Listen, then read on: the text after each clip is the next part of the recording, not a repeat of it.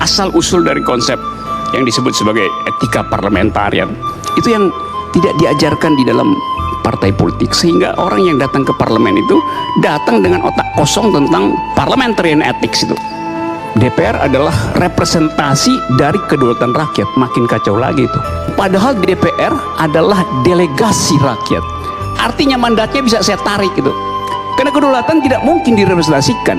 Kedaulatan itu adalah regulatif ideal, di dalam ilmu hukum disebut ide pengatur yang tidak mungkin dikuantifikasi.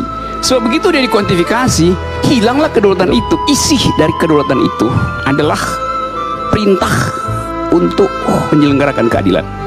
Hanya itu perintahnya tuh.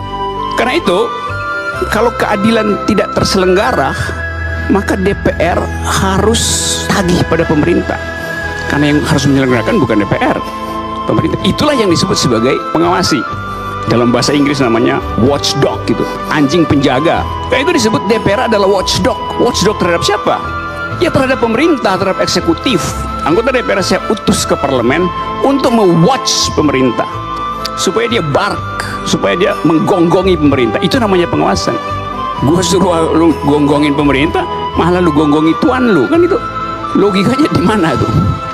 Jadi Anda tidak bisa membuat peraturan yang menggonggongi tuanmu gitu. Karena itu di dalam tradisi awal demokrasi, anggota DPR itu nggak dipilih, diundi aja.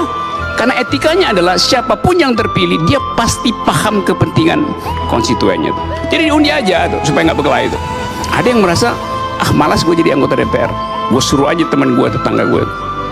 Jadi dia disuruh sebetulnya. Bahkan lebih sadis lagi, anggota DPR itu disebut sebagai ancilus, budak gitu. Disuruh karena saya malas pergi ke DPR, saya suruh orang tuh, karena itu wakili saya tuh. Salah ngomong gue panggil balik tuh. Karena itu nggak boleh ada imunitas pada DPR, karena dia peralatan raja, peralatan tuan. Saya tuannya tuh.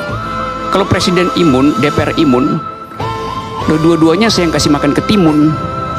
Lo saya tuan dari demokrasi nggak punya imunitas sebagai rakyat. Gila apa?